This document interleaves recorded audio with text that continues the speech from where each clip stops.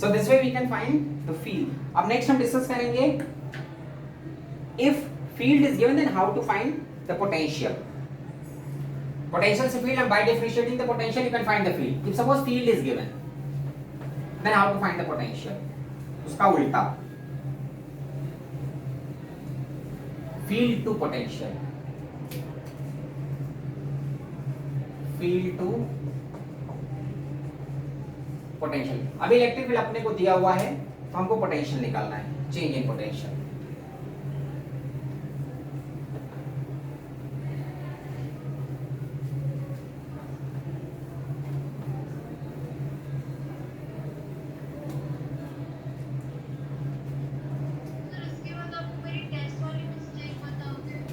हाँ मैं बता. ठीक है, तो अभी नेक्स्ट हम फाइंड करेंगे फील्ड टू पोटेंशियल. तो पहला मैं डिस्कस कर रहा हूँ if electric field is variable. अगर वेरिएबल फील्ड है तो इलेक्ट्रिक फील्ड हमारा क्या होता है? Electric field is suppose a variable field is given, there is a vector quantity. तो पहले वो फार्मूला देख लेते हैं. हमारा E क्या था? E is equal to minus dv by dr. The negative of potential gradient is what? Field. तो इसको हम ऐसा लिख सकते हैं dv is equal to minus E into dr. Now if you are integrating on both the side, if you are integrating this equation on both the side, तो integration of dv is equal to minus integration of E into dr. Integration of dv is what? The change in potential. अगर मैं v1 to v2 या फिर यहाँ पे हमारा ऐसा आ जाएगा, ये v1 है सपोज, ये v2 है, तो क्या हो जाएगा? v2 minus v1 is equal to minus integration of E dot dr. यहाँ पे डॉट प्रोडक्ट है बिकॉज ये दोनों वेक्टर क्वांटिटीज हैं, तो dot product of E dot दिया. तो this is what v2 minus v1. यहाँ पे dv का इंटीग्रेशन v आ जाएगा and if you are putting the limit तो v1 to v2 है, तो v2 minus v1 that is delta v is equal to minus integration of E dot dr. So v2 minus v ऐसा लिख सकते हैं dv is equal to minus integration of E dr. तो if electric field is given, by integrating that electric field you can get the potential. अब अगर electric field constant, ये तो हमारा वेरिएबल है, we are using integration if electric field is variable और variable electric field, variable electric field अगर constant field होगा तो you don't have to integrate, तब उस केस में हम डायरेक्ट कर सकते हैं. और इफ इलेक्ट्रिक फील्ड अगर कांस्टेंट होता है तब उस केस में delta v is equal to क्या होगा? E dot dr, dot product of these two, dot product of field and separation, that separation between two points. ये दोनों वेक्टर्स हैं तो इनका डॉट प्रोडक्ट लेंगे, तो whenever you are taking dot product of two vectors. अब ये अपने दिमाग में कैसे आएगा डॉट प्रोडक्ट लूं या क्रॉस? तो देखो दो वेक्टर का डॉट लोगे तभी स्केलर मिलता है and potential is a scalar quantity. Clear? हमको ऐसा सोचना होगा अरे E dr था तो क्यों डॉट ही ले लिया, क्रॉस क्यों ले लिया? Because result of dot product of two vector, resultant of dot product of two vector, अगर दो वेक्टर के डॉट प्रोडक्ट का हम रिजल्ट देते हैं तो that we are going to get a scalar quantity. हमको मालूम है potential is a scalar quantity, इसका मतलब यहाँ पे डॉट ही हुआ, यहाँ पे कभी क्रॉस नहीं हो सकता बिकॉज़ क्रॉस का रिजल्ट एक वेक्टर होता है. तो delta v is equal to what? minus E dot dr, dot product of two vectors. So what you can write? E dr cos theta. This is what? Delta v. Field separation between the 2 points and cos theta. अब दोनों cases हम discuss करेंगे when electric field is variable and when electric field is constant. पहला variable field के लिए देख लो. Variable field, if electric field is variable, मान लो सपोज अपने पास इलेक्ट्रिक फील्ड दिया है x square i cap plus y square j cap plus z k cap. This way electric field is given. ये variable field है, देख के मालूम चला कि जैसे x की वैल्यू चेंज होगी फील्ड चेंज होगा. तो variable field is given x square i cap plus y square j cap plus z k cap. You have to find the potential. तो अब पोटेंशियल हम तीनों निकालेंगे. पहला x में कितना चेंज होगा तो क्या होगा? Minus integration of ex dx. Integrate the electric intensity, जो x एक्सिस का फील्ड है उसको x के रिस्पेक्ट में इंटीग्रेट कर दो तो get the change in potential along x axis. तो इसको इंटीग्रेट कर लो तो हमारा क्या हो जाएगा? Minus integration of what?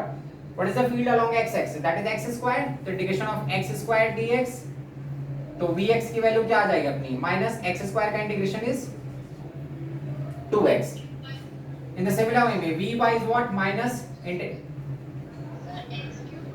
रुक जा इंटीग्रेशन क्या होगा? x minus x cube by 3.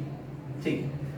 vy, तो integrate this y square dy तो minus y cube by 3, V z minus integration of z d z, तो that is minus z square by 2. Now V is equal to what, तीनों को add कर दो and it is a scalar, तो हमको आई जे की कुछ नहीं लिखना है, तो क्या हो जाएगा minus x cube by 3 minus y cube by 3 minus z square by 2. This is what the expression of potential. तो अगर एक वेरिएबल फील्ड दिया है, so by integrating that variable field you can get the potential. Potential था उसको differentiate करके field निकालते थे, यहाँ पे क्या है, फील्ड है, field is given, variable field is given, so by integrating that variable field you can get the potential. Second मान लो अपने पास, फिर से मैं ऐसा यूज कर रहा हूँ, E is equal to given 10i cap plus y square j cap like that and you have to find the potential. तो चलो पहले Vx निकाल लो, तो Vx क्या होगा, minus integration of x axis का फील्ड, x एक्सिस का फील्ड क्या है, केवल 10 है, into dx, so what you are going to get, minus 10x. Vy जो y पे चेंजेस हो रहा है y एक्सिस के अलॉन्ग, तो minus integration of y square dy, तो minus y cube by 3. So this is what the change in potential along x axis, this is the change in potential along y axis. अब इन दोनों को add कर दो, तो v is equal to क्या होगा, minus 10x, i j के नहीं लिखना है because it is a scalar, minus y cube by 3.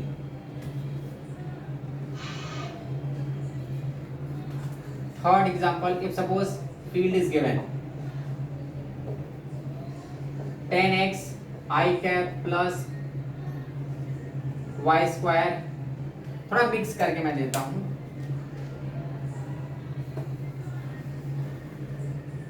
Because students को कैसा लगता है कि x में हमेशा x ही रहेगा, i के साथ हमेशा x ही रहेगा, तो वो ऐसा जरूरी नहीं है. सपोज इलेक्ट्रिकल ऐसा दिया है y square I cap plus x y square j cap, this वे, मतलब i के साथ मैंने y स्क्वायर दिया है, तो i के साथ हमेशा x ही हो ऐसा जरूर नहीं, कुछ भी रैंडम दे सकते हैं. तो vx निकालो, vx is what, minus integration of y square dx, the x axis के फील्ड को you have to integrate with respect to x, so what we are going to get, y square तो constant है, into dx का integration क्या हो जाएगा, x vy, सो minus integration of x y square dy, जो y axis का field है you have to integrate that field with respect to y, तो minus x y square d y, तो क्या हो जाएगा, माइनस एक्स और वाई स्क्वायर का integration y cube by 3. Now you can find v, तो दोनों को ऐड कर दो, minus y cube x minus x y cube by 3. This is what the potential का एक्सप्रेशन. एक और एग्जांपल देख लो, वेरिएबल फील्ड का ही मैं ले रहा हूँ, हर जगह फील्ड वेरिएबल है, तो E इज इक्वल टू, मान लो ऐसा दिया है x square y square plus x square y square i cap plus z square j cap plus 10 के cap like that. So find the potential, पहले Vx निकाल लो, तो Vx is what, minus integration of x square y square dx, you have to integrate this x axis का field with respect to x, तो y square constant हो जाएगा, minus y square और x square का integration x cube by 3, vy, तो minus integration of second term जो y axis का field है, सो that field you are integrating, minus integration of z square, तो z square बाहर आ जाएगा, z square dy, तो z square को साइड कर दो, minus z square dy just y, and vz minus 10 को साइड करो, इंटीग्रेशन ऑफ just dz, तो that is minus 10z. so vx v मतलब x एक्सिस पे जो चेंज इन पोटेंशियल है, y एक्सिस पे जो चेंज इन पोटेंशियल है, z एक्सिस पे इन दोनों को ऐड कर दो, तो नेट चेंज जो हमारा आ जाएगा that is minus y square x cube by 3 minus z square y minus 10z. So if field is given by differentiating field, you can get the potential. Sorry, if potential is given by differentiating potential, you can get the field, and if field is given by integrating this field, you can get the potential. But ये ध्यान देना कि field is a vector, so when you have to write field का expression, you have to put I, J and K, and potential is a scalar. तो potential को तो directly you can write. Potential में हम I, J, K use नहीं करने वाले हैं.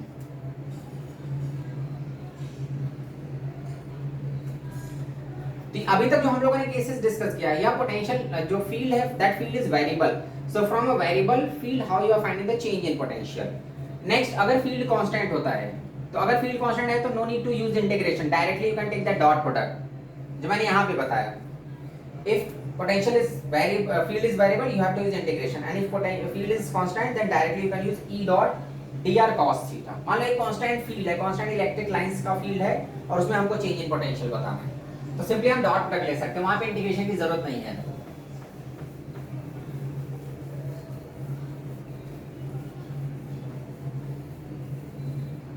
ये सारे वेरिएबल फील्ड के केसेस थे। अब अगर कांस्टेंट इलेक्ट्रिक फील्ड है, कांस्टेंट इलेक्ट्रिक फील्ड, एक कांस्टेंट इलेक्ट्रिक फील्ड, मान लो यहाँ पे ऐसे इलेक्ट्रिक लाइंस गई इस टाइप से, जिसमें इलेक्ट्रिक फील्ड की इंटेंसिटी है 10 न्यूटन पर कूलम। ये इलेक्ट्रिक इंटेंसिटी इज गिवन 10। अब अ चार्ज, यहाँ पे plus Q charge, a positive charge is displaced from here to here by 2 centimetre. 2 centimetre से मैंने चार्ज को डिस्प्लेस किया in the direction of field, that charge is displaced in the direction of field। और यहाँ पे इसका जो potential था, इनिशियल पोटेंशियल V, जो इनिशियल पोटेंशियल था V1, वो दिया है 10 वोल्ट। तो यहाँ पे बताओ final potential. You have to find the final potential when this charge is displaced in a constant electric field। जो इलेक्ट्रिक फील्ड है वो कांस्टेंट है, तो when this charge is displaced in an constant electric field, initially जहां से वो displace किया गया वहां पे उसका पोटेंशियल 10 था, ये चार्ज यहां से आता डिस्प्लेस किया जाता है। So what variation of potential is gain, या कितना पोटेंशियल आ जाएगा V2। तो जरा एक बात बताओ कि अगर ये चार्ज फील्ड के डायरेक्शन में जा रहा है, positive charge is moving in the direction of field, तो पोटेंशियल लॉस करेगा या गेन करेगा? लॉस करेगा, because the charge, positive charge is naturally forced in the direction of field. तो ये एक बात तो क्लियर है कि V2 की वैल्यू V1 से तो कम ही आएगी, but how to find that potential? तो चलो डेल्टा V निकाल लो। डेल्टा V क्या होता है?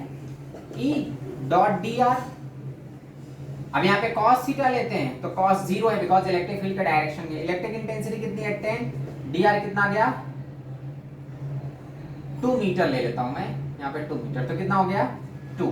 तो कितना हो गया? 20। मतलब जो डेल्टा V है वो 20 से चेंज हुआ। अब सोचो 20 से चेंज हुआ तो बढ़ गया घट गया, तो हमको मालूम है this positive charge is naturally forced in the direction of field. वो अपने आप ही चला जाता था ना फील्ड के डायरेक्शन में, तो हम ले गए तो बेसिकली पोटेंशियल में लॉस करा दिया। तो डेल्टा V 20 है, ये क्या होगा? लॉस है, मतलब 20 से लॉस कर जाएगा। तो V1 अगर 10 है तो V1 की वैल्यू हमारी 10 है, तो V2 कितना हो जाएगा? 10 minus 20 that is minus 10 volt. तो यहाँ पे इनिशियल पोटेंशियल 10 वोल्ट था, तो फाइनल पोटेंशियल 20 वोल्ट से लॉस कर गया, because that positive charge is moving in the direction of field. तो ये 20 आ गया। अब अगर हम यहाँ पे पुट करते हैं तो V1 is 10 and V2 is what? 10 minus 20। या वैसे भी देख लो ना, V2 minus V1 20 आ रहा है, तो V2 minus V1 20 है तो निकाल लो, V2 minus V1 is equal to 10। Sorry,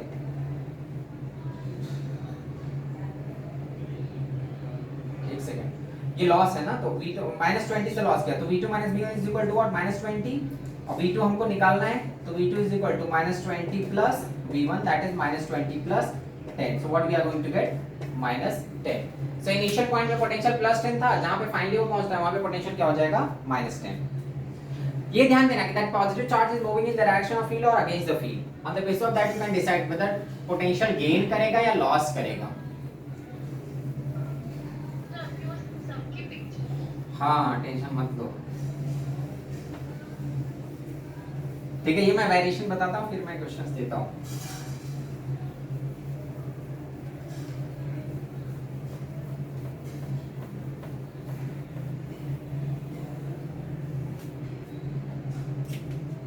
ये हमारा फर्स्ट केस था of constant field. Second case देखो, यहाँ पे फिर से फील्ड है इस टाइप से। There is an electric field intensity of 20 Newton पर कूलम, इलेक्ट्रिक फील्ड इंटेंसिटी दिया है।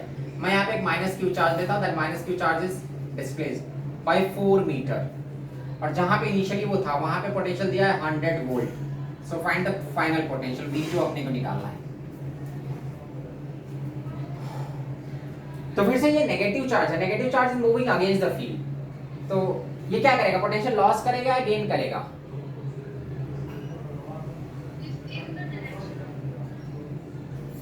नेचुरली जो नेगेटिव चार्ज है वो नेचुरली किधर फोर्स होगा? Against the field.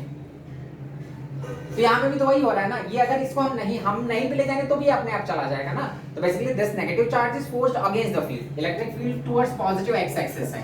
तो this minus charge particle, negative charge अपने आप ही नेगेटिव इलेक्ट्रिक फील्ड के अगेंस्ट जाता है, तो ये उधर ही तो जा रहा है, in the direction of force ही जा रहा है। It is going to lose the potential. तो यहाँ पे जो आएगा वो लॉस आएगा, loss of potential.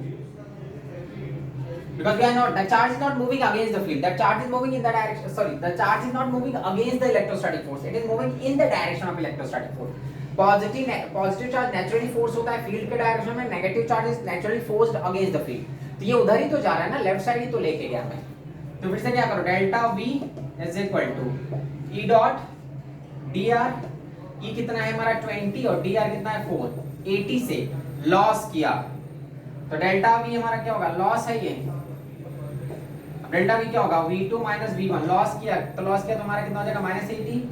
V2 minus V1 हमको मालूम है 100 इज इक्वल टू -80. तो V2 इज इक्वल टू कितना हो जाएगा, 20 वोल्ट. तो इनिशियली वो 100 वोल्ट पे था, 80 वोल्ट लॉस कर गया तो कितने पे आ गया, 20 वोल्ट पे. So the final potential is what, 20 volt. Third case, अभी जरा गेन वाला देख लेते हैं. मान लो हमारा ये इलेक्ट्रिक फील्ड है, इलेक्ट्रिक फील्ड की इंटेंसिटी है 10 न्यूटन पर कूलम. एक नेगेटिव चार्ज को मैं राइट साइड ले जा रहा हूं बाय 2 मीटर, और जहां पे इनिशियली था वहां पे इसका पोटेंशियल 20 वोल्ट है. V1 is given 20 volt, you have to find V2.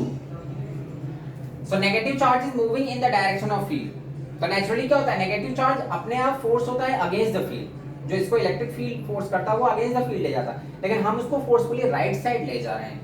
So this charge is moving against the electrostatic force. जब ये against the electrostatic force जाएगा, it is going to gain the potential. Negative charge naturally किधर जाता, field के against, अपने आप force होता. तो अगर लेफ्ट साइड जाता तो लूज करता, because if it is moving in the left direction it means it is moving in the direction of electrostatic force. But ये हमारा राइट साइड जा रहा है, हमने इसको राइट साइड ले गए, तो हम राइट साइड ले जा रहे हैं तो इसके नेचर के अगेंस्ट ले जा रहे हैं. नेचुरली ये लेफ्ट साइड जाता, लेकिन हम इसको राइट साइड ले जा रहे हैं. So when the charge is moving against the conservative force, it is going to gain the potential. तो V2 की वैल्यू V1 से ज्यादा आएगी. तो फिर से डेल्टा V निकालो. तो डेल्टा V क्या हो जाएगा, इलेक्ट्रिक फील्ड 10 into dr2 कितने से गेन करेगा, 20 वोल्ट से. ये गेन होगा potential. It is going to gain the potential by 20 volt. तो इनिशियल 20 है तो फाइनल कितना हो जाएगा, V2 minus V1 is equal to 20. तो V2 is equal to 40 volt. So that charge is going to gain the potential by 40 volt. Initially उसका 20 था, final sorry it is going to gain the potential by 20. तो इसका final potential 40 हो जाएगा. यहाँ पे 20 था, उधर गया तो 40, 20 से गेन कर गया. Because that charge is moving against, naturally ये नेगेटिव चार्ज है तो फील्ड के अगेंस्ट भागता, लेकिन हम इसको राइट साइड ले जा रहे हैं, फील्ड के डायरेक्शन में ले जा रहे हैं. तो फील्ड के डायरेक्शन में ले जा रहे हैं, it means you are working against electrostatic, against conservative force. So whenever work is done against conservative force, work done जो हमारा होगा वो potential energy gain करेगा, there is going to gain the potential.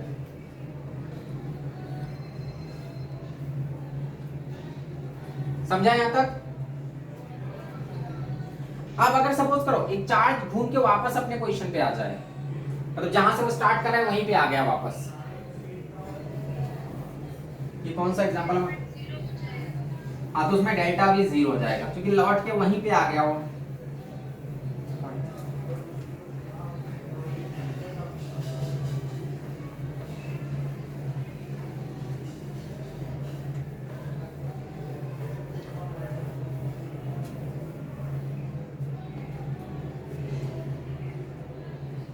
Next fourth question देखो. हमारी electric lines हैं, constant electric field. फिर से मैंने दिया 10 न्यूटन पर कूलम. अगर एक चार्ज को मैं पॉजिटिव चार्ज को यहां से यहां पे डिस्प्लेस कर रहा हूं और यहां पे उसकी पोटेंशियल 100 वोल्ट है, तो यहां पे अगर जाता है तो V2 क्या होगा, चेंज होगा या नहीं चेंज होगा इन दिस केस? अब मान लो it is displaced by 4 metre. तो देखो इलेक्ट्रिक फील्ड में और डिस्प्लेसमेंट में एंगल कितना है, इलेक्ट्रिक फील्ड तो इस डायरेक्शन में है और डिस्प्लेसमेंट इधर हो गया delta. So what is the angle between those two, is 90 degree. तो अब जरा डेल्टा V निकालो. डेल्टा V क्या होता है, E डॉट dr. तो हमारा क्या होगा, electric field 10 into 4 into cos 90. और cos 90 क्या होता है, 0. तो अगर ये यहां से आ जाता है परपेंडिकुलर टू फील्ड जाता है, if a charge is displaced perpendicular to field, तो डिस्प्लेसमेंट y एक्सिस पे है जबकि फील्ड x एक्सिस पे है. So angle between displacement and field is 90 degree. So no gain of potential energy, no work is done. तो delta V क्या होगा, 0. Delta V 0 हो गया, मतलब V1 अगर हमारा 100 वोल्ट है तो V2 भी कितना होगा, 100 वोल्ट.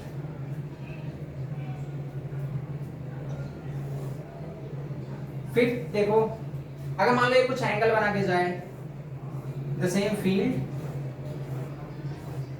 ये हमारा इलेक्ट्रिक फील्ड की वैल्यू है 10 न्यूटन पर कूलम, मैं बार बार 10 ले रहा हूं, यहाँ पे एक प्लस क्यू चार्ज है, where is moving like this, ये 4 मीटर मूव किया and it is making 60 degree,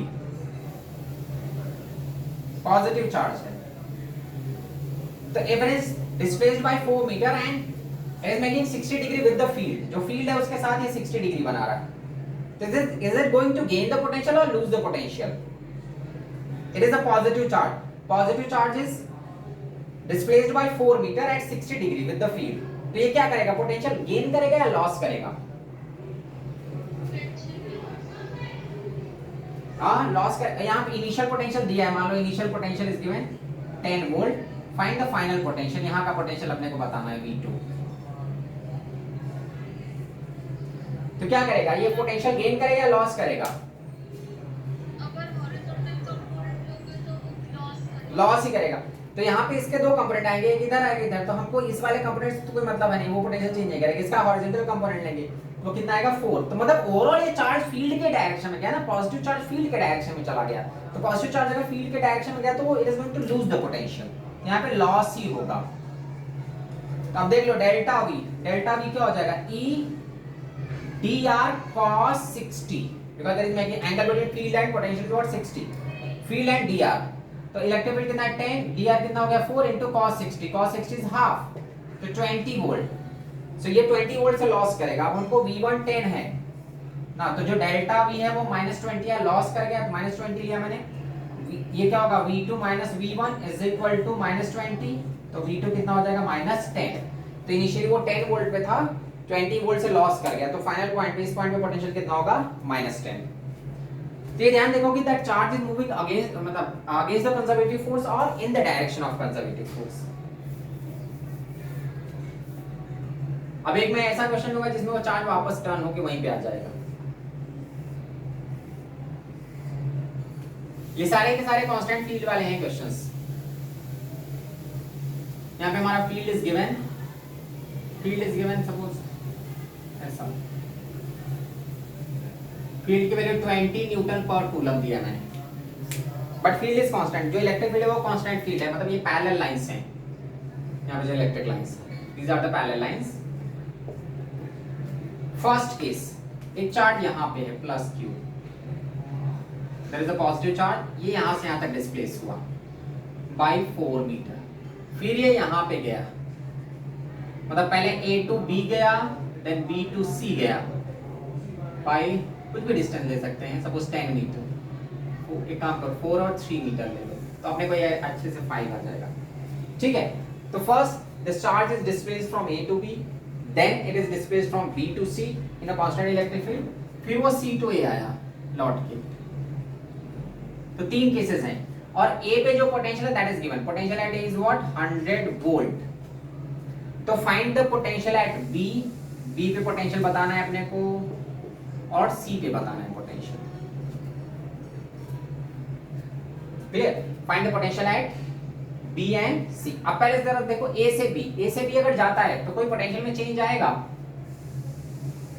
delta V from A to B, so what is the angle if the charge is traveling from A to B, तो charge का जो displacement है that displacement is along y axis and the field is along x axis, so what is the angle between displacement and field, displacement तो ऐसा है, delta r तो ऐसा है और फील्ड ऐसा है, so what is the angle between these two, 90 degree, तो डेल्टा VAB क्या हो जाएगा, delta VAB is equal to electric field is 24 into cos 90, cos 90 0, मतलब डेल्टा VAB 0 है, पोटेंशियल में चेंज ही नहीं आया, तो अगर A पे पोटेंशियल 100 है तो B पे भी पोटेंशियल कितना होगा, so potential at B is what 100 volt only, because no change in potential, whatever is the potential at A, same potential is developed at B, B पे भी उतना ही potential है।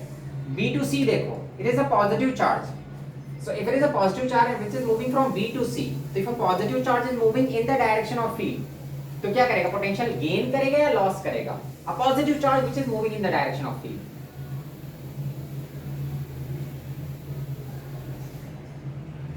पोटेंशियल लॉस करेगा या गेन करेगा B to C,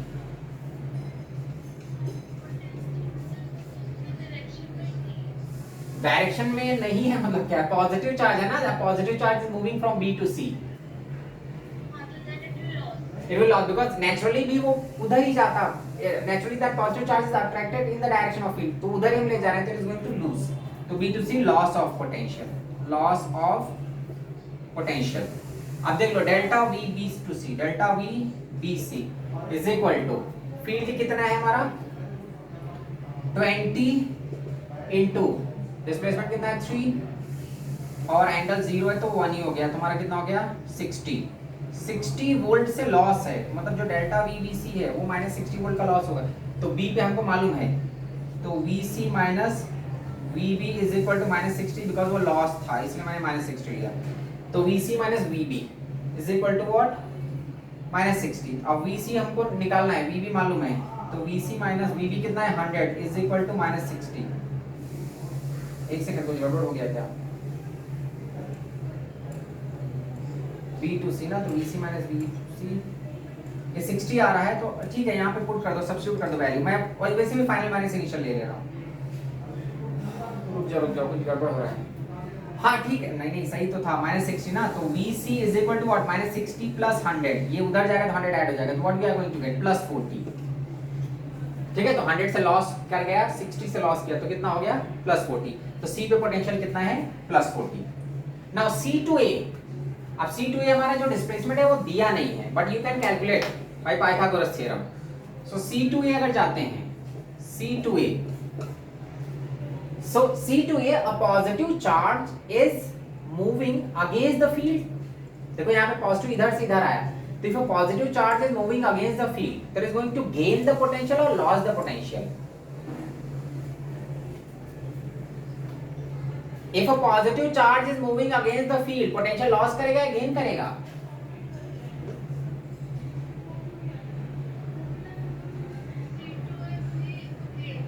gain करेगा ना, because that positive charge is moving against the field, positive charge naturally field के डायरेक्शन में जाता है, when it is moving against the field it is going to gain the potential,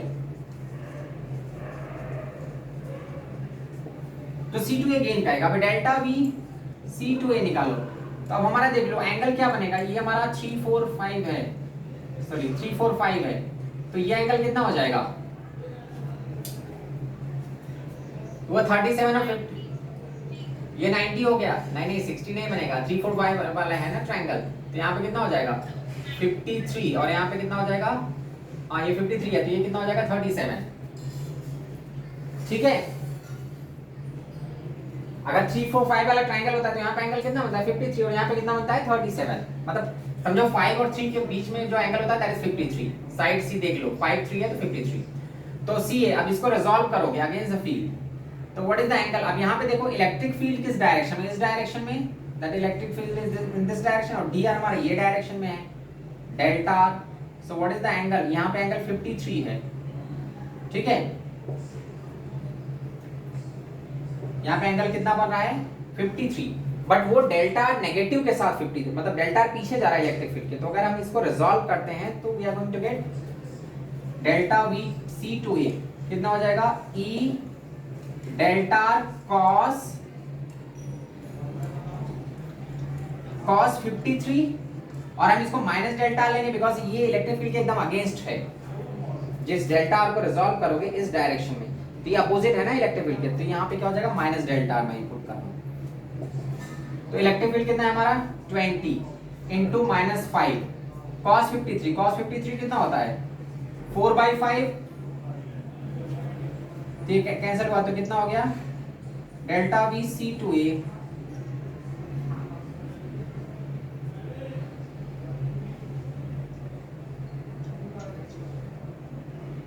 एक second, यहाँ पे delta हमको मालूम है, यहाँ पे ये गेन कर रहा है पोटेंशियल डेल्टा, चलो डेल्टा आर की वैल्यू सेम रखूं 5, delta R cos 53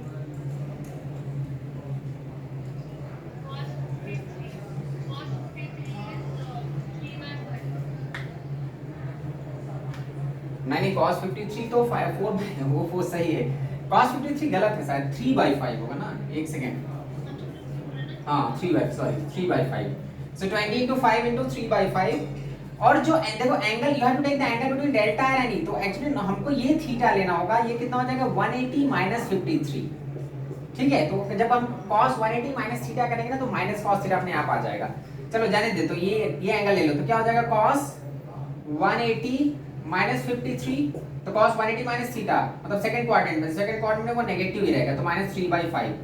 so what we are going to get 20 into 5 into minus 3/5, 5 cancel, तो कितना आ गया माइनस 60।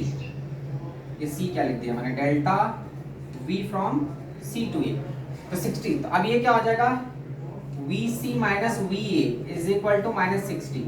हमको va मालूम है, vc मालूम है, vc कितना निकाला था हमने, वैसे यहाँ पे तो सब कुछ मालूम ही है ना, vc भी निकाल ही लिया हम लोगों ने, vc कितना निकाला था प्लस 40 और यहाँ पे प्लस 100, तो यहाँ पे क्या होगा 40 माइनस 100 इज इक्वल टू वो देख लो माइनस 60 आ रहा है। तो ये हमको क्लियर है कि जब यहाँ से यहाँ तक आए तो फिर से वही इनिशियल पोटेंशियल गेन कर लिया, तो 100 से 100 रहा, फिर 100 से यहाँ पे 40 लॉस किया, फिर से 40 गेन कर लिया, सॉरी 60 लॉस किया था, यहाँ पे लॉस 60 का होता तो इधर आ रहा है तो फिर से 60 गेन कर लेगा। तो देख यहाँ पे VC माइनस VA हमारा माइनस 60 आ रहा है, तो इसको अगर हम पुट करेंगे तो यहाँ पे 40, यहाँ पे 100, तो again we are going to get minus 60 only. So if field is variable, you have to use differentiation and integration, and if field is constant, then directly you can use dot product. Charge का देखना, if charge is moving in the direction of conservative force, it is going to lose the potential, and if charge is moving against the conservative force, it is going to gain the potential. तो वो ध्यान देना, जैसे यहाँ से यहाँ तक गया, वो किसी के अगेंस्ट जा ही नहीं रहा है, ना तो इलेक्ट्रिक फील्ड के अगेंस्ट जा रहा है, ना तो उसके सेम डायरेक्शन जा रहा है, तो no change in potential. In this case positive charge is moving in the direction of field, तो कंजर्वेटिव फोर्स के डायरेक्शन में जा रहा है तो वो लूज कर गया। C2A it is moving against the conservative force, so it is going to gain the potential. तो यहाँ 100 था, यहाँ पे भी 100, यहाँ से 60 लॉस कर गया, 40 आ गया, फिर से 60 गेन कर गया, तो again at point A same potential gain.